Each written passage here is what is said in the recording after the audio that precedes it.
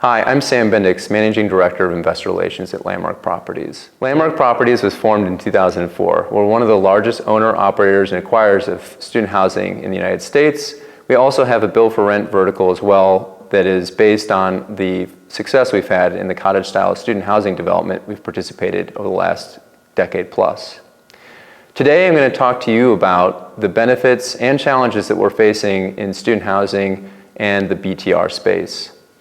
Within student housing and in build-for-rent, there are similar challenges for both verticals.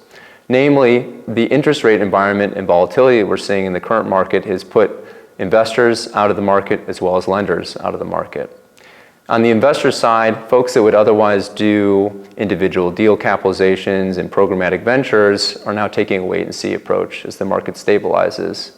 In addition, investors that would invest in funds that would finance a build-for-rent community or a student housing acquisition or development are dealing with allocation issues as well as the denominator effect in their own portfolios, preventing them from committing to funds. Additionally, both sectors are dealing with rising construction costs that are hampering supply as well. But the picture isn't entirely grim for both sectors.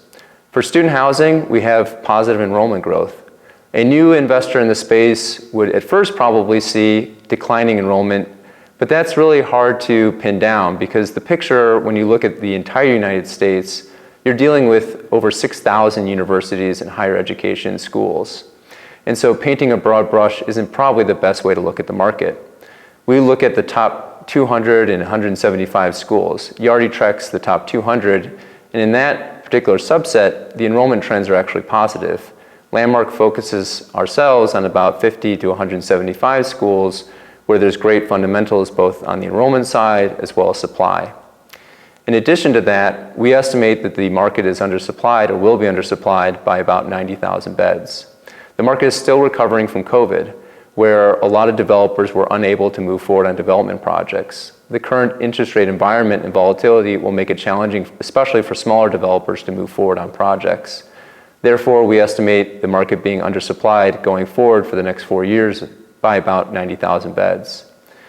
In the BTR space, we're also seeing some similar pressures, but also some similar opportunities. The Pew Research Institute estimates the market is severely undersupplied for sale single-family homes.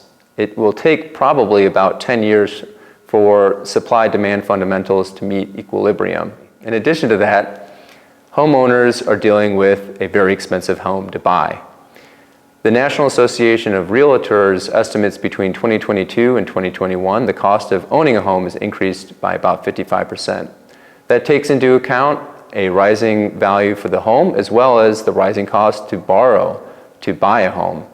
That takes would-be buyers out of the market, and a great substitute for a home when you want to purchase one is just to rent one. And so we're finding that there is latent demand for homeowners to then move over and become renters of build-for-rent product. Student housing and build-for-rent maybe look bleak in the near term, but we have to look beyond that to the long-term fundamentals of both sectors. And we believe both have very positive long-term fundamentals at their backs.